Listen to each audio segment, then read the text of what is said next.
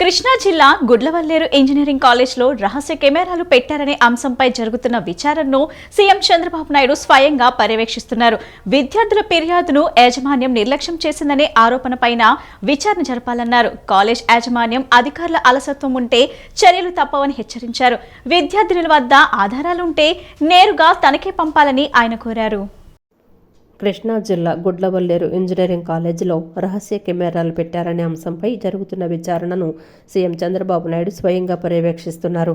ఉదయం ఘటన విషయం తెలిసిన వెంటనే జిల్లా అధికారులను, మంత్రి కొల్లు రవీంద్రను, జిల్లా ఎమ్మెల్యేలను కళాశాలకు వెళ్లాలని ఆదేశించిన ముఖ్యమంత్రి ఉదయం నుంచి అక్కడ జరుగుతున్న పరిణామాలను ఎప్పటికప్పుడు తెలుసుకున్నారు. కలెక్టర్, ఎస్పీలతో ఫోన్లో మాట్లాడి విచారణ సాగుతున్న విధానంపై వివరాలు తెలుసుకున్నారు. విద్యార్థుల ఆందోళనను, ఆవేదనను పరిగణలోకి తీసుకుని పటిష్ట దర్యాప్తు జరపాలని ఆదేశించారు. రహస్య కెమెరాల ద్వారా వీడియోల చిత్రీకరణ జరిగిందన్న విషయంలో నేరం రుజువైతే కారకులపై కఠిన చర్యలు తీసుకోవాలని ఆదేశించారు. మన ఇంట్లో ఆడబిడ్డలకు కష్టం వస్తే ఎలా స్పందిస్తామో అంతే సీరియస్గా స్పందించి నిజాలు నిగ్గు తేల్చాలన్నారు. ఆందోళనలో ఉన్న వారికి ఒక భరోసా కల్పించాలని సీఎం ఆదేశించారు. విద్యార్థుల ఫిర్యాదును యాజమాన్యం నిర్లక్ష్యం చేసిందనే ఆరోపణపైన విచారణ జరపాలన్నారు. కాలేజీ యాజమాన్యం, అధికారుల అలసత్వం ఉంటే చర్యలు తప్పవని హెచ్చరించారు. విద్యార్థుల వద్ద ఆధారాలు ఉంటే నేరుగా తనకే పంపాలని ఆయన కోరారు. స్టూడెంట్స్ ఎవరూ అధైర్యపడవద్దని, తల్లిదండ్రులు కూడా ఆందోళన చెందాల్సిన అవసరం లేదని, ప్రభుత్వం తగు చర్యలు తీసుకుంటుందని హామీ ఇచ్చారు. ఆడబిడ్డల పట్ల తప్పుగా ప్రవర్తించారని తేలితే కఠిన చర్యలు ఉంటాయని ముఖ్యమంత్రి స్పష్టం చేశారు. ప్రతి 3 గంటలకు ఒకసారి తనకు ఘటనపై రిపోర్టు చేయాలని సీఎం అధికారులను ఆదేశించారు. వ్యవహారంపై ఎప్పటికప్పుడు తనకు నివేదించాలని సూచించారు. ప్రజాకూటమి విజయం తర్వాత మొట్టమొదటిసారిగా విశాఖలో పర్యటిస్తున్న విద్య, ఐటీ, ఎలక్ట్రానిక్స్ శాఖల మంత్రి నారా లోకేష్ ప్రజా దర్బార్ నిర్వహించి ప్రజల నుంచి నేరుగా విజ్ఞప్తులు స్వీకరించారు. ఆయా సమస్యలను సంబంధిత శాఖలకు పంపి పరిష్కారానికి కృషి చేస్తానని మంత్రి వారికి హామీ ఇచ్చారు.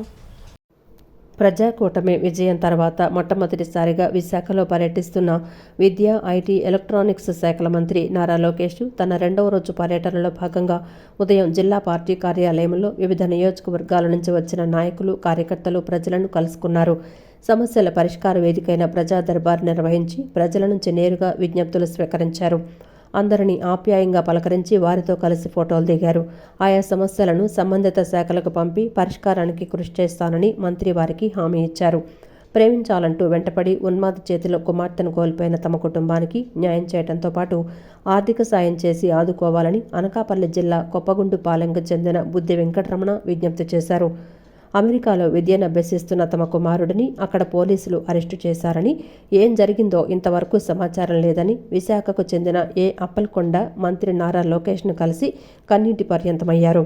ఎలాగైనా తమ కుమారుడిని అమెరికా నుంచి దేశానికి తీసుకొచ్చేలా చూడాలని విజ్ఞప్తి చేశారు. వారసత్వంగా సంక్రమించిన భూమిని కబ్జా చేయడంతో పాటు చంపుతామని బెదిరిస్తున్నారని, తమ భూమిని కబ్జా రాయిళ్ల నుంచి విడిపించడంతో పాటు ప్రాణరక్షణ కల్పించాలని అనకాపల్లి జిల్లా బంగారయ్యపేటకు చెందిన మాతిరెడ్డి రాజు నాయుడు విజ్ఞప్తి చేశారు. ఆంధ్ర యూనివర్సిటీ నాటకరంగ విభాగంలో అతిథి అధ్యాపకునిగా నియమించాలని గజపతి నగరం నియోజకవర్గం కొత్తపాలెంకు చెందిన వి త్రినాథరావు విజ్ఞప్తి చేశారు. కంప్యూటర్ సైన్స్లో డిగ్రీ చదివిన తనకు ఉద్యోగం కల్పించాలని విశాఖకు చెందిన సనపాల మనోజ్ కోరారు. బంగారు భూమి ఎస్ఎంఎల్ డెవలపర్ల నుంచి ఇళ్ల స్థలాలు కొనుగోలు చేయగా వైసీపీ నేతలు ఆక్రమించి వేధిస్తున్నారని, తగిన న్యాయం చేయాలని విజయనగరం జిల్లా గులివిదండకు చెందిన బాధితులు మంత్రి నారా లోకేష్ను కలిసి ఫిర్యాదు చేశారు. ఆంధ్రప్రదేశ్ రాష్ట్ర విద్యార్థుల ప్రమాణాలకు మించి 9, 10వ తరగతి సిబిఎస్ఈ హిందీ పాఠ్యపుస్తకాలు ఉండటంతో విద్యార్థులు భయపడుతున్నారని, 10వ తరగతి హిందీ ప్రస్తుత టెక్స్ట్ బుక్స్ స్థానంలో పాత టెక్స్ట్ బుక్స్ను కొనసాగించాలని నర్సీపట్నానికి చెందిన హిందీ భాషా ప్రచార సమితి ప్రతినిధులు కోరారు. సుప్రీంకోర్టు తీర్పు ప్రకారం జీవో నంబర్ 61ని అమలు చేయాలని, బెస్ట్ అవైలబుల్ స్కూల్ పథకాన్ని యథావిధిగా కొనసాగించాలని దళిత హక్కుల సంక్షేమ సంఘం ప్రతినిధులు విజ్ఞప్తి చేశారు. ఉత్తరాంధ్ర జిల్లాల విశ్వవిద్యాలయాలకు ఉత్తరాంధ్ర బీసీ ఆచార్యులనే వైస్ ఛాన్సలర్లుగా నియమించాలని ఉత్తరాంధ్ర విద్యార్థి సేన ప్రతినిధులు కోరారు. పిఠాపురం మహిళలకు డిప్యూటీ సీఎం పవన్ కళ్యాణ్ పంపించిన స్పెషల్ గిఫ్టులు పంపిణీ చేశారు. శ్రావణ మాసం చివరి శుక్రవారం పిఠాపురంలోని శక్తిపీఠం శ్రీ పూరహూతిక అమ్మవారి ఆలయంలో సాంప్రదాయబద్ధంగా వరలక్ష్మి వ్రత పూజలు నిర్వహించారు. వ్రతంలో పాల్గొన్న ఆడపడుచులకు స్థానిక శాసనసభ్యులు డిప్యూటీ సీఎం పవన్ కళ్యాణ్ సొంత ఖర్చులతో పంపిన పసుపు, కుంకుమ, చీరలు అందజేశారు. పవన్ తరపున ఆయన వదిన జనసేన పార్టీ రాష్ట్ర ప్రధాన కార్యదర్శి నాగబాబు సతీమణి పద్మజ, ఎమ్మెల్సీ పిడుగు హరిప్రసాద్ పంపిణీ చేశారు. జనసేన అధినేత డిప్యూటీ సీఎం పవన్ కళ్యాణ్ సొంత నియోజకవర్గంలో ఆడపడుచులకు చీరలు అందజేస్తూ శ్రావణ మాస చివరి శుక్రవారం వరలక్ష్మి వ్రతాన్ని భక్తులు భక్తి శ్రద్ధలతో నోచుకునే విధంగా ఏర్పాట్లు చేశారు. పవన్ కళ్యాణ్ సోదరుడు నాగేంద్రబాబు సతీమణి పద్మజ వేలాదిగా వచ్చిన మహిళలకు పవన్ కళ్యాణ్ అందించిన చీరలు అందజేశారు. ఉమ్మడి తూర్పుగోదావరి జిల్లాలోని ఆధ్యాత్మిక కేంద్రంగా విరాజిల్లుతున్న పిఠాపురం శ్రీ కుకుటేశ్వర స్వామి దివ్య సన్నిధిలో శ్రావణమాస చివరి శుక్రవారం సందర్భంగా సామూహిక వరలక్ష్మి వ్రతాలు దేవస్థానం ఏర్పాటు చేసింది. సాక్షాత్తు శక్తిపీఠం పురుహూతిక అమ్మవారు సైతం ఈ దివ్యక్షేత్రంలో ఉన్న నేపథ్యంలో వేలాదిగా మహిళలు ఈ వరలక్ష్మి వ్రతాలు నోచుకునేందుకు చేరుకున్నారు. ఒక పక్క వర్షం ఆటంకం కలిగించినప్పటికీ ఉదయం 8 గంటల నుంచి వేలాదిగా మహిళలు పిఠాపురం కుకుటేశ్వర స్వామి దివ్యక్షేత్రానికి చేరుకున్నారు. ఉదయం 8 గంటలకు మొదటి బ్యాచ్, అనంతరం 10 గంటలకు రెండవ బ్యాచ్గా వేలాదిగా మహిళలు శ్రావణమాస వరలక్ష్మి వ్రతాన్ని నోచుకున్నారు. అర్చకుల సూచనలతో వేలాదిగా మహిళలు ఈ పూజా కార్యక్రమం భక్తి శ్రద్ధలతో నిర్వహించారు. ప్రధానంగా ఈ కార్యక్రమానికి సంబంధించి ఈ నియోజకవర్గ ఎమ్మెల్యే డిప్యూటీ సీఎం అయిన పవన్ కళ్యాణ్ తన సొంత ఖర్చులతో ఈ పూజా కార్యక్రమాలు ఈ ఏడాది ఏర్పాట్లు చేశారు. దీంతో జనసేన ముఖ్యంగా కూటమికి సంబంధించిన నేతలు ప్రత్యేకంగా ఈ పూజా కార్యక్రమాలు పర్యవేక్షించారు. ముత్తైదువులకు స్వయంగా కళ్యాణ్ వదిన అయిన పద్మజ ప్రతి మహిళకు సాంప్రదాయబద్ధంగా బొట్టుపెట్టి ఆపై పసుపు, కుంకుమ, గాజులు, చీర అందించారు. గత వారం ముందే ఈ ప్రచారం జోరందుకోవడంతో గత 2 రోజులుగా ఈ పూజలో పాల్గొనేందుకు వాటి టికెట్ల కోసం వేలాదిగా దేవాలయం వద్దకు మహిళలు సైతం చేరుకున్నారు. ఏది ఏమైనా చివరి రోజు అత్యంత కనుల పండుగగా శ్రావణ వరలక్ష్మి వ్రతాన్ని మహిళలు భక్తి శ్రద్ధలతో నోచుకున్నారు. శ్రావణ మాసం 4వ శుక్రవారం కావడంతో ఇంద్రకీలాద్రిపై భక్తులు పోటెత్తారు. అమ్మవారిని దర్శించుకొని భక్తులు ధరిస్తున్నారు. శ్రావణ మాసం పురస్కరించుకొని భక్తుల సౌకర్యార్థం మల్లికార్జున మహామండపం 6వ ఫ్లోర్ నందు ప్రత్యేక కుంకుమార్చనలు నిర్వహించారు. భక్తుల రద్దీ దృష్ట్యా అధికారులు ప్రత్యేక ఏర్పాట్లు చేశారు. శ్రీ దుర్గా మల్లేశ్వర స్వామి వార్ల దేవస్థానం ఇంద్రకీలాద్రిపై శ్రావణ శుక్రవారం సందర్భంగా దుర్గమ్మను వివిధ వర్ణముల పూలతో అలంకరించారు. ఈ సందర్భంగా శుక్రవారం శ్రీ అమ్మవారి దర్శనం కోసం భక్తులు పోటెత్తారు. శుక్రవారం తెల్లవారుజాము నుండే భక్తులు క్యూ లైన్లలో వేచి ఉన్నారు. ఆఖరి శ్రావణ శుక్రవారం కావడంతో అధిక సంఖ్యలో యాత్రికులు దుర్గమ్మను దర్శించుకునేందుకు తరలి రావడంతో దేవాలయ ప్రాంగణం కిటకిటలాడింది. భక్తజనం కోసం దేవాలయ అధికారులు అన్ని ఏర్పాట్లు చేశారు. శ్రావణ మాసాన్ని పురస్కరించుకొని భక్తుల సౌకర్యార్థం మల్లికార్జున మహామండపం 6వ అంతస్తు నందు ప్రత్యేక కుంకుమార్చనలు నిర్వహించారు. కృష్ణా జిల్లా గుడ్లవల్లేరు ఇంజనీరింగ్ కళాశాలలో హిడెన్ కెమెరాల ఘటనపై మంత్రి కొల్లు రవీంద్ర గుడ్లవల్లేరు ఇంజనీరింగ్ కళాశాల వద్దకు చేరుకుని పరిశీలించారు. ఈ ఘటనపై ఆరా తీశారు. దోషులు ఎంతటి వారైనా వదిలే ప్రసక్తి లేదని పేర్కొన్నారు. ఇలాంటి ఘటనలు పునరావృతం కాకుండా చర్యలు తీసుకోవాలని కళాశాల యాజమాన్యాన్ని హెచ్చరించారు. ఇక ఈ ఘటనపై విద్యార్థులు పెద్ద ఎత్తున ధర్నా నిర్వహించారు. వర్షాన్ని సైతం లెక్క చేయకుండా తమకు న్యాయం కావాలని డిమాండ్ చేస్తున్నారు. పూర్తి స్థాయిలో విచారణ జరగాల్సినటువంటి అవసరం ఉంది. రాత్రి కంప్లైంట్ కూడా రిజిస్టర్ చేశారు, ఎఫ్ఐఆర్ కట్టారు. అయితే స్టూడెంట్స్ కూడా చాలామంది ఆడపిల్లలు ఏదో జరిగిపోయిందని చెప్పి తీవ్రమైనటువంటి ఆందోళనతో వాళ్ళందరూ కూడా భయపడుతూ ఉన్నారు. దీని మీద పూర్తి స్థాయిలో విచారణ చేయాలని చెప్పి ఇమ్మీడియట్గా ఆల్రెడీ 5 ఆడ లేడీ కానిస్టేబుల్స్తో అలాగే లేడీ సిఐలు, డిఎస్పీ గారు, ఎస్ఐల్ని, ఐటీకి సంబంధించిన వాళ్ళందరూ కూడా ఒక టీం కింద వేసి వాళ్ళతో ఇన్వెస్టిగేషన్ స్టార్ట్ చేయడం జరిగింది. ఇలాంటిది ఎక్కడన్నా ఐటీకి సంబంధించిన దాంట్లో ఇన్ఫర్మేషన్ టెక్నాలజీలో ఏదైనా సెల్ ఫోన్స్లో ఏదైనా ట్రాన్స్ఫర్స్ అయినాయా ఏంటనేది టోటల్ కూడా ఉంటే ఆ ఇన్ఫర్మేషన్ కూడా తీసుకోవాల్సినటువంటి అవసరం ఉంది. అయితే ఇక్కడ విచారణ జరిగే వరకు ఏం జరిగిందనేది ఇంకా పూర్తిగా నిర్ధారణ రావడానికి అవకాశం లేదు. కొంత అనుమానాలు కూడా ఉన్నాయి. అనుమానాలన్నీ కూడా నివృత్తి చేసుకునే దానికి కొంత ఇన్వెస్టిగేషన్ ఇమ్మీడియట్గా చేయమని చెప్పి గౌరవ ముఖ్యమంత్రి గారు ఆదేశించడం జరిగింది. దీన్ని చాలా రాష్ట్ర ప్రభుత్వం అయితే చాలా సీరియస్గా తీసుకుంది ఈ విషయంలో. పర్యావరణాన్ని కాపాడుకోవాల్సిన బాధ్యత ప్రతి ఒక్కరిపై ఉందని ఎన్టీఆర్ జిల్లా కలెక్టర్ డాక్టర్ సృజన ప్రజలకు పిలుపునిచ్చారు. రాష్ట్రంలో పచ్చదనాన్ని పెంపొందించేందుకు ప్రభుత్వం చేపట్టిన వనం మనం కార్యక్రమంలో ప్రజలందరూ స్వచ్ఛందంగా పాల్గొనవన్నారు. రాష్ట్ర ప్రభుత్వం ప్రతిష్టాత్మకంగా చేపట్టిన వన మహోత్సవ కార్యక్రమం విజయవాడలో ఘనంగా ప్రారంభమైంది. నగరంలోని బిషప్ హజరయ్య బాలికల ఉన్నత పాఠశాల ప్రాంగణంలో ఏర్పాటు చేసిన కార్యక్రమంలో కలెక్టర్ సృజన, ఎమ్మెల్యే బోండా ఉమామేశ్వరరావు పాల్గొన్నారు. ఈ సందర్భంగా విద్యార్థులతో కలిసి వారు మొక్కలు నాటారు. ఈ సందర్భంగా విద్యార్థులను ఉద్దేశించి వారు మాట్లాడారు. ప్రకృతిని కాపాడితే ప్రకృతి మనలను కాపాడుతుందన్నారు. కాలుష్య భూతాన్ని పారద్రోలి పర్యావరణాన్ని కాపాడాల్సిన బాధ్యత ప్రతి ఒక్కరిపై ఉందన్నారు. రాష్ట్రంలో పచ్చదనం పెంపు కోసం ప్రభుత్వం చేపట్టిన వన మహోత్సవ కార్యక్రమంలో ప్రజలందరూ స్వచ్ఛందంగా పాల్గొనాలని వారు పిలుపునిచ్చారు. మొక్కలు నాటడం సామాజిక బాధ్యతగా తీసుకోవాలన్నారు. ఈ సందర్భంగా పర్యావరణ హితం కోసం విద్యార్థులతో ప్రతిజ్ఞ చేయించారు. భావితరాలకు మంచి వాతావరణాన్ని అందించాల్సిన బాధ్యతను ప్రతి ఒక్కరూ తీసుకోవాలని వారు సూచించారు. ఈ వర్షాకాలం సందర్భంగా ఒక మొక్క నాటి వాటిని పెంచే బాధ్యత తీసుకుంటే 140 కోట్ల మొక్కలు ఈ వర్షాకాలంలోనే మనం పెంచిన వాళ్ళం అవుతాం. మనం ఒక్కళ్ళం పెడితే ఎంత, పెట్టకపోతే ఎంత అనుకుంటాం, కానీ ఆ ఒక్కొక్కరు చేరి 140 కోట్లు అంటే ఇందాకటి నుంచి మనం మాట్లాడుకున్న 33% ఫారెస్ట్ కవర్ ఇట్టే అయిపోతుంది. సో మనం అందరం చిన్నవాళ్ళము, మనం ఒక్కళ్ళం చేస్తే ఎంత అనేది కాకుండా ప్రతి ఒక్కరూ కాంట్రిబ్యూట్ చేయాలి.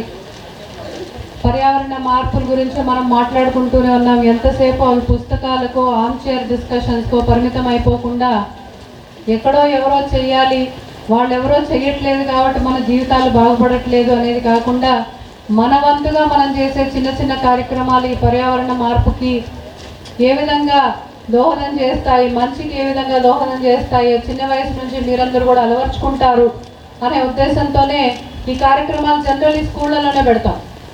భవిష్యత్తు మీరే కాబట్టి, భవిష్యత్తు మేము నడిపిస్తున్న ఈ సమాజాన్ని అనుభవించే వాళ్ళు మీరే కాబట్టి మంచి జరగాలి అంటే మీ భాగస్వామ్యం కూడా ఉండాలి అనే ఉద్దేశంతోనే ఇవి స్కూళ్ళలో పెట్టడం జరుగుతుంది. అండ్ ఈరోజు వన మహోత్సవం కూడా ఎక్కువ ఇన్స్టిట్యూషనల్ ప్లాంటేషన్ మీద ఈరోజు కాన్సన్ట్రేట్ చేశాం. అంటే ఎక్కువగా ఇలాంటి స్కూళ్ళ ఆవరణలోనూ రోడ్లకు అవతల, రోడ్లకు ఇరువైపులా నాటే విధంగా, అంటే మొత్తం మన సమాజానికి ఉపయోగపడే విధంగా ఈరోజు తీసుకోవడం జరిగింది. సో దయచేసి మీ ఇంట్లోనో, మీ చుట్టుపక్కలలోనో, మీ స్కూల్లో అయినా పర్వాలేదు, ఒక మొక్క నాటి అది బతికేంత వరకు కూడా బాధ్యత తీసుకుంటాం. మనము ప్రాణవాయువును పీల్చి ఆక్సిజన్ని, కార్బన్ డైఆక్సైడ్ వదులుతాం. కానీ మొక్కలు ఏం చేస్తాయంటే, చెట్లు ఏం చేస్తాయంటే కార్బన్ డైఆక్సైడ్ని పీల్చి ఆక్సిజన్ ఇస్తాయి. నీకు అన్ని పాఠ్య పుస్తకాల్లో ఉంటాయి అన్నీ. దాన్ని మనం భవిష్యత్ తరాలకి అందించాల్సిన బాధ్యత మనందరి మీద ఉంది. ప్రభుత్వ పరంగా అన్ని చర్యలు తీసుకుంటా ఉన్నాం. మీ పక్కనే కాంపౌండ్ వాళ్ళ పక్కనే డిఎఫ్ఓ గారి ఆఫీసు. దాదాపు ఈ స్కూల్లో 2000 మంది స్టూడెంట్స్ ఉన్నారు, ఎలిమెంటరీ కానీ ఇక్కడ కానీ కాలేజీ కానీ. 2000 మంది తలోక మొక్క తీసుకొని డిఎఫ్ఓ గారికి చెప్తాం, మొక్కలందరినీ మీకు ఉచితంగా ఇవ్వమని చెప్పి మీ స్కూల్లోనే పెట్టిస్తాం మొక్కలన్నీ. మీరు ఒక్కొక్కళ్ళు ఒక్కో మొక్క, ప్రధానమంత్రి గారు ఏవైతే పిలుపునిచ్చారో, అమ్మ పేరు మీద ఒక మొక్క నాటమని పిలుపునిచ్చారో దాన్ని మనం నెరవేర్చే విధంగా, ఇది మన కోసం, మన భవిష్యత్తు కోసం, మనందరి కోసం. మొక్కలు లేదే, చెట్టు లేదే ఏమీ పర్యావరణం లేదు, వర్షాలు పడవు, ఆక్సిజన్ ఉండదు, అన్ని రకాలుగా వినాశనాలే. కాబట్టి భవిష్యత్ తరాలకి మనం అందించాల్సిన మంచి వాతావరణం అందించాల్సిన, మంచి పర్యావరణం అందించాల్సిన బాధ్యత మన మీద ఉంది. కాబట్టి ప్రజా సమస్యలు పరిష్కరించడంలో బీజేపీ ముందుంటుందని, అందుకే ప్రజలు మూడోసారి మోడీని ప్రధానం చేశారని ఏపీ బీజేపీ అధ్యక్షురాలు రాజమహేంద్రవరం ఎంపీ దగ్గుబాటి పురంధేశ్వరి అన్నారు.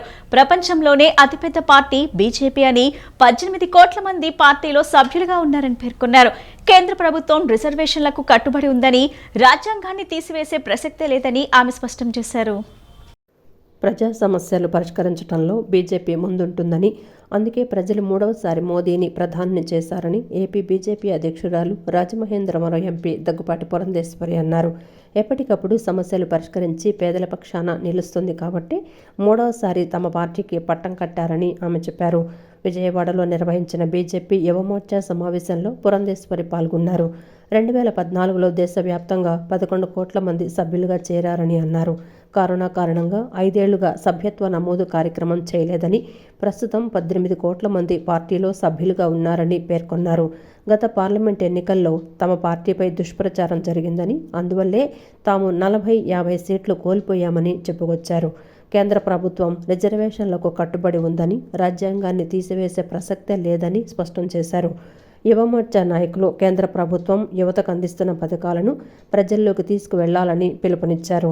కొప్పర్తి, ఓర్వకల్లు 2 ప్రాంతాల్లో పారిశ్రామిక అభివృద్ధి జరుగుతుందని, వేల కోట్ల రూపాయలతో అక్కడ పరిశ్రమలు రానున్నాయన్నారు. వీటి ద్వారా సుమారు 1,00,000 మందికి ఉపాధి లభిస్తుందని, రాయలసీమ ప్రాంతం అభివృద్ధి చెందుతుందని చెప్పారు. 27 లక్షల మందిని చేర్చుకోవటం జరిగింది. తిరిగి 2019లో అదనంగా ఇంకొక 7-8 లక్షల మంది చేరినటువంటి సందర్భంలో 38 లక్షల సభ్యులు ఇవాళ భారతీయ జనతా పార్టీకి ఆంధ్ర రాష్ట్రంలో కలరు. ఇవాళ భారతీయ జనతా పార్టీ ప్రస్థానం కనుక చూసుకున్నట్లయితే అంచెలంచెలుగా 1980లో 2 పార్లమెంట్ సభ్యులుంటే ప్రతి 5 సంవత్సరాలకు ఒక్కసారి పార్లమెంట్కి జరిగేటువంటి ఎన్నికల్లో అంచెలంచెలుగా సంఖ్య పెంచుకుంటూ ఇవాళ 240 మందిని పార్లమెంట్ సభ్యుల్ని భారతీయ జనతా పార్టీ గెలిపించుకోగలిగింది. అంటే అంతకుముందు 303 ఉన్నాయి కదా అని మీరు ప్రశ్నించవచ్చు. కానీ ప్రతిపక్ష కూటమి, ఇండి కూటమి ఏదైతే ఉందో వారు చాలా సమర్థవంతంగా ప్రజల్లోకి ఒక అపోహని తీసుకువెళ్ళగలిగారు. అదేమిటంటే ఎన్డీఏ కూటమి కనుక అధికారంలోకి వస్తే భారతీయ జనతా పార్టీ నాయకత్వంలో ఉంటుంది కాబట్టి వారు వచ్చిన వెనువెంటనే రాజ్యాంగాన్ని మార్చేస్తారని, అదేవిధంగా చర్చిలు, మసీదులు కూలగొడతారని, అది మాత్రమే కాకుండా రిజర్వేషన్లు ఎత్తివేస్తారని, ఈ రకమైనటువంటి దుష్ప్రచారాన్ని సమర్థవంతంగా ప్రజల్లోకి తీసుకువెళ్ళినటువంటి సందర్భంలో ఈ ఆందోళన ప్రజల మనసుల్లోకి చొప్పించినటువంటి నేపథ్యంలో ఒక 60-63 సీట్లు మేము కోల్పోవటం జరిగింది. ఆంధ్రప్రదేశ్ రాష్ట్ర ముఖ్యమంత్రి నారా చంద్రబాబు రాష్ట్రాన్ని హరితాంధ్రప్రదేశ్గా మారిస్తే మాజీ ముఖ్యమంత్రి వైఎస్ జగన్మోహన్ రెడ్డి ఆంధ్రప్రదేశ్ రాష్ట్రాన్ని చెట్ల రహిత ఆంధ్రప్రదేశ్గా మార్చారని తూర్పు నియోజకవర్గం ఎమ్మెల్యే గద్దె రామ్మోహన్ విమర్శించారు. ప్రతి ఒక్కరూ మొక్కలు నాటాలని, అలాగే ముందు తరాల భద్రత కోసం మొక్కలను బిడ్డలుగా పెంచి పోషించాల్సిన అవసరం ఉందన్నారు. తూర్పు నియోజకవర్గంలోని 4వ డివిజన్ ఫిల్మ్ కాలనీలో వన మహోత్సవం కార్యక్రమంలో భాగంగా మొక్కలు నాటే కార్యక్రమంలో నియోజకవర్గ శాసనసభ్యులు గద్దె రామ్మోహన్ పాల్గొన్నారు. కార్యక్రమంలో భాగంగా మొక్కలను నాటారు. ఈ సందర్భంగా ఆయన మాట్లాడుతూ ప్రతి ఒక్కరూ మొక్కలు నాటాలని, అలాగే ముందు తరాల భద్రత కోసం మొక్కలను బిడ్డలుగా పెంచి పోషించాల్సిన అవసరం ఉందన్నారు. ప్రతి ఒక్కరూ విద్యార్థి దశలో ఉన్నప్పుడే అశోకుడు చెట్లు నాటాడని, చదువుకునే ఉంటారని, చెట్లు నాటడం ద్వారా ఎన్నో ప్రయోజనాలు ఉన్నాయని ఆయన చెప్పారు. గతంలో జన్మభూమి కార్యక్రమం ద్వారా నారా చంద్రబాబు నాయుడు చెట్లను నాటే బృహత్తర కార్యక్రమాన్ని చేపట్టిన విషయాన్ని గుర్తు చేశారు. ఆయన చేపట్టిన మొక్కలు నాటే కార్యక్రమం ఒక ఉద్యమంలాగా సాగిందన్నారు. అలాగే చెట్లను నాటడమే కాకుండా చెట్లను నరికిన మాజీ ముఖ్యమంత్రిని చూశామంటూ వైఎస్ జగన్మోహన్ రెడ్డిని ఉద్దేశించి వ్యాఖ్యానించారు. మాజీ ముఖ్యమంత్రి జగన్మోహన్ రెడ్డి చెట్లను నరకడం ద్వారా పైశాచిక ఆనందం పొందారని గద్దె రామ్మోహన్ మండిపడ్డారు. చెట్లను పెంచడం ద్వారా ఎండ తీవ్రత నుండి కనీసం 2 నుంచి 3 డిగ్రీల వేడిమి తగ్గించవచ్చని వెల్లడించారు. చిన్నప్పటి నుంచి ప్రతి ఒక్కళ్ళు వాళ్ళ విద్యార్థి దశలో ఉన్నప్పుడు అశోకుడు మొక్కలు నాటినని చెప్పి అనే కార్యక్రమం ఇప్పుడు కూడా చెవుల్లో రింగులు తిరుగుతూ ఉంది. ఆయన ఎన్నో వందల సంవత్సరాల క్రితం ఆయన మొక్క నాటితే అది చరిత్రలో నిలిచిపోయింది. అదేవిధంగా నారా చంద్రబాబు నాయుడు గారు నాకు తెలిసి ఒక ఉద్యమం లేక మొక్కలు నాటే కార్యక్రమం చేపట్టిన మొట్టమొదటి ముఖ్యమంత్రి నారా చంద్రబాబు నాయుడు గారు నేను అనుకుంటాను. ఎందుకంటే ప్రతి శుక్రవారం మొక్కలు నాటే కార్యక్రమం జన్మభూమి కావచ్చు, శ్రమదానం కావచ్చు, ఈ రెండింటిని అనుసంధానం చేసి కావచ్చు, ప్రతి శుక్రవారం మొక్కలు నాటే కార్యక్రమం ఆ కాలనీలో పోటీపడి, ఒక్క కాలనీ చూసి ఇంకో కాలనీ, ఒక ఊరు చూసి ఇంకో ఊరు పోటీపడి మొక్కలు నాటారు. దాని పర్యవసానమే ఇవాళ కాలనీలన్నీ కూడా పచ్చగా ఉన్నాయి. మరలా ఈ రోజున వన మహోత్సవం సందర్భంగా ఇవాళ మొక్కలు నాటే కార్యక్రమం చేపట్టడం జరిగింది. మన దురదృష్టం ఏంటి, మనం కూడా ఒక ముఖ్యమంత్రి చూసాం గత 5 సంవత్సరాల్లో జగన్మోహన్ రెడ్డి గారు. మరి మొక్కలు నరకటం అనేది విచ్చలవిడిగా నరికేయటం. ఆయన ఏ ఊరు వెళ్ళినా మొట్టమొదటి కార్యక్రమం మొక్కలు నరకటం. ఆఖరికి విశాఖపట్నం ఎయిర్పోర్ట్లో దిగటానికి కూడా ఆ బారు ఆయన వెళ్ళినంత బారు కూడా మొక్కలు నరికేశారు. మరి ఆయనకి ఆనందం మొక్కలు నరికితే ఆ మోడు ఏ విధంగా ఉంటుందో చూడాలని ఆనందం ఏదో తెలియదు. కానీ 4వ డివిజన్లో ఫిలిం నగర్ కాలనీలో మరి మొక్కలు నాటే కార్యక్రమాన్ని తీసుకున్నాం. అదే మరి గతంలో ఉన్నటువంటి జగన్మోహన్ రెడ్డి గారు తాడేపల్లి ఇంటి నుండి బయటకు వస్తున్నాడంటే ప్రజలు భయభ్రాంతులు అవటం కాదు, మొక్కలు కూడా భయభ్రాంతులు అయిపోయినాయి. ఈ రాష్ట్రాన్ని ఏ విధంగా మోడు బారే విధంగా పరిపాలన చేశాడో అదేవిధంగా ఆయన ఎక్కడైతే పర్యటన ఉంటే అక్కడ ఉన్నటువంటి చెట్లన్నీ కూడా లక్షలాది చెట్లు కూడా నరికివేయటం కూడా జరిగింది. అదేవిధంగా విజయవాడ నగరంలో పర్యటనలో భాగంగా కూడా అనేక ప్రాంతాల్లో కూడా చెట్లు నరికివేయటం జరిగింది. ఆ నరికివేసిన చెట్ల స్థానంలో కొత్త చెట్లు తీసుకొచ్చి ఈ ఆంధ్రప్రదేశ్ రాష్ట్రాన్ని మరింత ప్రకృతి వనంగా మరి పెంచాలని చెప్పి సిపిఐ జాతీయ పిలుపు మేరకు సెప్టెంబర్ 1 నుండి ఏపీలోని అన్ని నియోజకవర్గాల్లో పెరిగిన ధరలను తగ్గించాలని, ప్రజా పంపిణీ వ్యవస్థను మెరుగుపరచాలని ఆందోళన చేపట్టనున్నట్లు సిపిఐ రాష్ట్ర కార్యదర్శి కె రామకృష్ణ వెల్లడించారు. కేంద్ర రాష్ట్ర ప్రభుత్వాలు ధరల పెరుగుదల గురించి నోరు మెదపకుండా ప్రజా జీవనాన్ని అస్తవ్యస్తం చేస్తున్నాయన్నారు. ప్రజలందరూ ఈ ఆందోళన కార్యక్రమాల్లో పాల్గొనాలని, జయప్రదం చేయాలని పిలుపునిచ్చారు. సిపిఐ జాతీయ పిలుపు మేరకు సెప్టెంబర్ 1 నుండి ఏపీలోని అన్ని నియోజకవర్గాలలో పెరిగిన ధరలను తగ్గించాలని, ప్రజా పంపిణీ వ్యవస్థను మెరుగుపరచాలని, పెట్రోల్ డీజిల్ ధరలు తగ్గించాలని తదితర డిమాండ్లతో పెద్ద ఎత్తున ఆందోళన చేపట్టనున్నట్లు సిపిఐ రాష్ట్ర కార్యదర్శి కె రామకృష్ణ వెల్లడించారు. దాసరి భవన్లో ఏర్పాటు చేసిన విలేకరుల సమావేశంలో ధరల పెరుగుదలపై సిపిఐ ఆందోళన గోడపత్రికను సిపిఐ రాష్ట్ర సహాయ కార్యదర్శి ముప్పాళ్ల నాగేశ్వరరావు, కార్యదర్శి వర్గ సభ్యులు పి హరినాథ్ రెడ్డి, జి ఈశ్వరయ్య, అక్కినేని వనజ, జంగాల అజయ్ కుమార్లతో కలిసి రామకృష్ణ ఆవిష్కరించారు. ఈ సందర్భంగా రామకృష్ణ మాట్లాడుతూ నిత్యావసరాల ధరలు నానాటికి పెరిగిపోతున్నాయని, కేవలం ఎన్నికల సమయంలో తప్ప రాజకీయ పార్టీలు అధిక ధరలను గుర్తించి ప్రస్తావించడం లేదన్నారు. కేంద్ర రాష్ట్ర ప్రభుత్వాలు ధరల పెరుగుదల గురించి నోరు మెదపకుండా ప్రజా జీవనాన్ని అస్తవ్యస్తం చేస్తున్నాయన్నారు. కేంద్రంలో నరేంద్ర మోడీ ప్రభుత్వం 2014లో గద్దెనెక్కినప్పుడు వంట గ్యాసు 400 రూపాయలుండగా నేడు 950 రూపాయలకు చేరిందన్నారు. నాడు లీటర్ పెట్రోలు 60 రూపాయలు ఉండగా ప్రస్తుతం 110 రూపాయలకు, లీటర్ డీజిల్ ధర 100 రూపాయలకు చేరిందన్నారు. నిత్యావసర వస్తువుల ధరలు దాదాపు 200% పెరిగాయని, కిలో బియ్యం 70 రూపాయలు, కందిపప్పు 210 రూపాయలు, వేరుశనగ నూనె 220 రూపాయలకు చేరడం ఆందోళన కలిగిస్తోందన్నారు. విద్యుత్ ఛార్జీలు అధికంగా పెరిగాయన్నారు. నరేంద్ర మోడీ ప్రభుత్వం కేంద్రంలో గద్దెనెక్కినప్పుడు ఆ రోజు 420 రూపాయలు వంట గ్యాస్ ఉంటే ఇవాళ అది 900 రూపాయలు చేరింది. ఆ రోజు 60 రూపాయలు ఒక లీటర్ పెట్రోల్ ఉంటే అది ఇప్పుడు దాదాపు 110 రూపాయలు. ఆ రోజు 50 రూపాయలు ఉండే డీజిల్ ధర ఇవాళ 100 రూపాయలకు వచ్చింది. అవే కాదు, నిత్యావసర వస్తువుల ధరలు వాటికంటే ఎక్కువ పెరిగినాయి. నిజంగా నాకే ఆశ్చర్యమవుతుంది. కందిపప్పు 210 రూపాయలంట, ఒక కేజీ కందిపప్పు 210 రూపాయలు, ఒక బియ్యం కేజీ 70 రూపాయలు, వేరుశనగ నూనె 220 రూపాయలు. కాబట్టి నిత్యావసర వస్తువుల ధరలు, పెట్రోల్ డీజిల్ ధరలు, వంట గ్యాస్ ధరలు, కరెంటు ఛార్జీలు అన్నీ కూడా పెరిగిపోయి సాధారణ మానవులందరూ కూడా, సామాన్య మధ్యతరగతి ప్రజలు, అదేవిధంగా పేద ప్రజలు తీవ్రంగా ఇబ్బందులు పడుతూ ఉన్నారు. ప్రభుత్వాలు ఏమంటే వాళ్ళు ఏదో వారికి తినడానికి కూడా అవకాశం లేని బియ్యం సప్లై చేస్తున్నాయి తప్ప, ఎలక్షన్లో వారు చెప్పినట్టుగా 14 రకాల వస్తువులు ఏవైతే చౌక ధరలకు మేము సరఫరా చేస్తామన్నారో అది ఎక్కడ అమలు చేయడం. అవుట్ ఆఫ్ ఆటోలను విజయవాడ నగరంలోకి అనుమతించవద్దని సిటీ ఆటో డ్రైవర్లు డిమాండ్ చేశారు. నగరంలోకి అనుమతించడం వల్ల సిటీ ఆటో డ్రైవర్ల ఆదాయానికి గండిపడే అవకాశం ఉందని, దానికి తోడు నగరంలో ట్రాఫిక్ విపరీతంగా పెరుగుతుందని ఆందోళన వ్యక్తం చేశారు. ఇతర ప్రాంతాల ఆటోలను నగరంలోకి అనుమతిస్తే అడ్డుకుంటామని హెచ్చరించారు.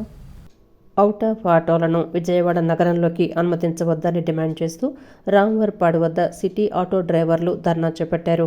ఈ సందర్భంగా డ్రైవర్లు మాట్లాడుతూ విజయవాడ పరిధిలో 2002లో సిటీలోకి ఇతర ఆటోలు రాకుండా ఆపటం జరిగిందని, 2006లో పోలీస్ బాండ్లు వేసి 8600 ఆటోలు తిరగాలని అప్పటి అధికారులు రూల్ విధించారని గుర్తు చేశారు. జీవో ప్రకారం 13,000 ఆటోలు తిరగాల్సి ఉండగా 50,000 ఆటోలు తిరుగుతున్నాయని అన్నారు. అన్ని ఆటోలను సిటీలో తిరగొచ్చని బాండ్లు ఇవ్వటం సరికాదని అన్నారు. ఎక్కడో ఉన్న ఆటో డ్రైవర్లు ఇక్కడ తిరగటం వల్ల సిటీలో ఉన్న ఆటో డ్రైవర్లు ఇబ్బందులు పడుతున్నారని చెప్పారు. దీనివల్ల ట్రాఫిక్ కూడా పెరుగుతుందని ఆందోళన వ్యక్తం చేశారు. అధికారులు అవుట్ ఆఫ్ ఆటోలను నగరంలోకి రాకుండా చర్యలు తీసుకోవాలని కోరారు. ఆటో డ్రైవర్లను ప్రతి ఒక్కరికి కూడా ఇబ్బందికరమైనటువంటి వాతావరణం జరిగింది, కానీ పోలీసు వారు ఇది ఆలోచించి ప్రతి ఒక్కరూ కూడా, ఎందుకంటే ఎవరైనా ఆటో డ్రైవర్ ఇందులో ఇంకో విషయం ఏంటంటే గతంలో లోకల్ ఆటో కొనుక్కున్న వాళ్ళే వాళ్ళు మాకు ఎక్కువ రేటుకి అమ్మేసి ఇవాళ ఈ అవుట్ ఆఫ్ ఆటోలు కొనుక్కొని తిరుగుతున్నారండి. వాళ్ళు ఈ ఫ్రాడ్ అనేది ఇది కంపల్సరీ ఫ్రాడేనండి. ఇదేమీ న్యాయమైనటువంటి ప్రక్రియ కాదు. పర్మిషన్ లేని ఆటోని విజయవాడ సిటీలో తిప్పడం అనేది మాత్రం జరగని పని. అది పోలీసు వారు ఆలోచించుకొని నిర్ణయం తీసుకుంటారని పోలీస్ కమిషనర్ వారికి నందిగామ నుంచి, జగ్గయ్యపేట నుంచి, ఏలూరు నుంచి వచ్చి వాళ్ళు గంజాయి బ్యాచ్ అవ్వచ్చు, బ్లేడ్ బ్యాచ్ అవ్వచ్చు, ఏదన్నా విజయవాడ సిటీలో క్రైమ్ చేసి వెళ్ళిపోతారు. వెళ్ళిపోతే అది సిటీ ఆటో డ్రైవర్లకి చుట్టుకునే అవకాశం కూడా ఉంది. ట్రాఫిక్ కంట్రోల్ విషయం ఒకటి, తర్వాత ఈ క్రైమ్ రేటు కూడా పెరుగుతుంది. తేజాయి ఒక 4,000 బళ్ళు, మార్కెట్లో తిరిగే టెంపోలు ఒక 200 బళ్ళు అండి. మొత్తం కలిపిన 13,000 బళ్ళు. అవుట్ ఆఫ్ నుంచి ఏ ఆటో వచ్చినా విజయవాడ నగరంలో ట్రాఫిక్ వాళ్ళు ఆటో ఆపి కేసు రాయడం జరిగేది. అప్పుడు ట్రాఫిక్ నియంత్రణ జరిగింది. ఇదే విధంగా ఈ 20 సంవత్సరాల నుంచి కంటిన్యూ అవుతూ వచ్చింది. మేము ఏ కార్యక్రమం జరిగినా ఇక్కడ ఏ పోలీసు వారైనా సరే ప్రతి ఆటో స్టాండ్కి వచ్చి, బాబు మీ స్టాండ్ నుంచి ఒక 10 మంది రండి, ఒక 20 మంది రండి, ఒక 30 మంది రండి అని చెప్పి తీసుకెళ్ళి మాకు కౌన్సిలింగ్ ఇచ్చి, ఇక్కడ ఇలా జరిగిందంట, ఇక్కడ ఇలా జరిగిందంట, మీ పరిధికి మీ దృష్టికి వస్తే మాకు తీసుకొచ్చి మీరు చెప్పండి అని చెప్పి ట్రాఫిక్ వాళ్ళు మాతో అనుసంధానంగా ప్రవర్తించి ఉండేవాళ్ళు. అలాంటిది ముఖ్యమైన సమాచారం ఇది. ఆటో వర్కర్స్లు పొట్టగొట్టే కార్యక్రమం. ఈ కార్యక్రమం మరి మమ్మల్ని పిలిచి, మమ్మల్ని అంటే మమ్మల్ని కాదు, యూనియన్ నాయకుల్ని పిలిచి, ప్రెసిడెంట్, సెక్రటరీని వీళ్ళందరినీ పిలిచి ఎందుకు చెప్పలేదు? ముందు బయట నుంచి ఆటో డ్రైవర్లు దొంగతనం జరిగితే వెనకాల హోల్లు పెడతాం కోసమని వచ్చి వాటిని కట్ చేసి ఇచ్చేశారు. వాటిని ఎలా నియంత్రించాలో కూడా మేము మా తలాల మీదకే నెంబర్లు ఇవ్వడం జరిగింది. అప్పుడు బ్లూ ముద్రలో ఈయన జోషి గారు ఉండగా ఇవ్వడం జరిగిందండి. ఆ తర్వాత క్రైమ్ రేటు పెరుగుతూ ఉంది. మమ్మల్ని కూడా చాలాసార్లు పిలిచారండి, వైసీపీ గవర్నమెంట్లో ఉన్నప్పుడు పిలిచారు, కానీ మేము ఎన్ని చెప్పినా కూడా ఎవరూ పట్టించుకోలేదండి. ఇప్పుడు తెలుగుదేశం గవర్నమెంట్లో కూడా వచ్చారు, ఏకపక్షంగా పోలీసు వారు ఒంటెత్తు పోకడ లెవెల్లో చేసుకున్నారు. తమ అధినేత డిప్యూటీ సీఎం పవన్ కళ్యాణ్ జన్మదినం సందర్భంగా 4 రోజుల పాటు పలు సేవా కార్యక్రమాలు నిర్వహిస్తున్నట్లు జనసేన నేత బాడిత శంకర్ తెలిపారు. పశ్చిమ నియోజకవర్గంలో 1,00,000 మొక్కలను నాటేందుకు ప్రణాళిక సిద్ధం చేసినట్లు తెలిపారు. సెప్టెంబర్ 2న తుమ్మలపల్లి కళాక్షేత్రంలో భారీ సభను ఏర్పాటు చేసి విద్యార్థులకు ఉపకార వేతనాలు, నోట్బుక్స్, పేద మహిళలకు ఉచితంగా చీరలను అందజేయనున్నట్లు తెలిపారు. సెప్టెంబర్ 2వ తేదీ జనసేన నేత డిప్యూటీ సీఎం పవన్ కళ్యాణ్ జన్మదినోత్సవం సందర్భంగా 4 రోజుల పాటు పలు రకాలైన సేవా కార్యక్రమాలను నిర్వహిస్తున్నట్లు పార్టీ నేత బాడిద శంకర్ తెలిపారు. ఇందులో భాగంగా సితారా సెంటర్లో శంకర్ మొక్కలను నాటారు. ఎన్ కన్వెన్షన్ హాల్లో ఉచిత నేత్ర శిబిరాన్ని నిర్వహించారు. శిబిరానికి వచ్చిన వారికి ఉచితంగా నేత్ర పరీక్షలు నిర్వహించి అవసరమైన వారికి మందులు, కళ్ళజోళ్లు పంపిణీ చేశారు. ఈ సందర్భంగా బాడిత శంకర్ మాట్లాడుతూ 4 రోజుల పాటు సుమారు పశ్చిమ నియోజకవర్గంలో 1,00,000 మొక్కలను నాటేందుకు ప్రణాళిక సిద్ధం చేసినట్లు తెలిపారు. ఇందులో భాగంగానే ఉచిత కంటి వైద్య శిబిరాన్ని నిర్వహించినట్లు తెలిపారు.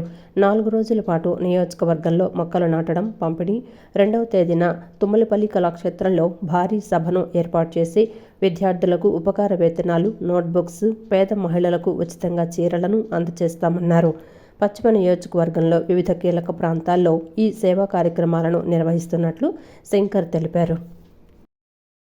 ఈరోజు మొక్కలు నాటే కార్యక్రమం నుంచి రేపు పుస్తకాల పంపిణీ, క్లీన్ అండ్ గ్రీన్, ఇలాగా వారి పుట్టినరోజు సందర్భంగా ప్రతి వార్డులో కూడా ఈ 4 రోజులు 30, 31, 1, 2వ తారీఖు 2వ తారీఖున మున్సిపల్ గాంధీజీ మున్సిపల్ హై స్కూల్లో పేదలందరికీ, విద్యార్థులందరికీ కూడా పుస్తకాల పంపిణీ జరుగుతుంది ఉదయం 10 గంటలకి.